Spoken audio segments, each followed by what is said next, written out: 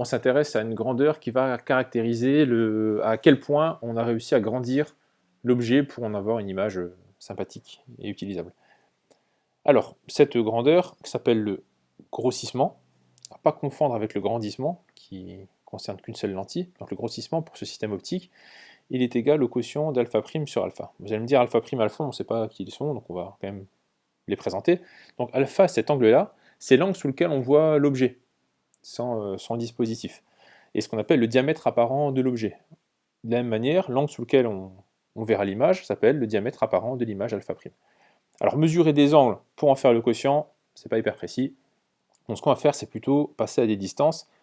Et nos angles, on a de la chance, ils se trouvent dans des triangles rectangles. Donc là, dans le triangle O1, A1, pardon, B1, on a l'angle alpha. On sait que pour les petits angles alpha, on peut considérer que c'est égal à tangente alpha. Et tangente alpha, c'est le côté opposé, A1, B1 à l'angle, divisé par O1, A1, qui est aussi O1, F'1, vu que A1 et F'1 sont confondus. De la même manière pour alpha prime, on a tangente alpha prime, et on a un triangle rectangle ici, avec O2, A1 et B1. Donc on a on va avoir A1, B1 sur O2, F2. On peut transformer ça en faisant apparaître les distances focales. Donc ici on a F'1 et ici on va avoir F'2.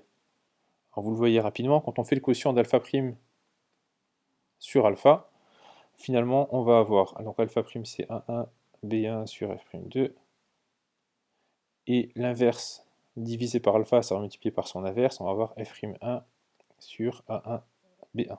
Hop là. Donc on obtient un grossissement qui est égal à F'1 sur F'2. Donc ce qui est intéressant du coup, c'est qu'en connaissant les distances focales de chacune des deux lentilles, on a accès directement au grossissement. Donc imaginons qu'on ait une première lentille dont la distance focale est, je sais pas, 50 cm.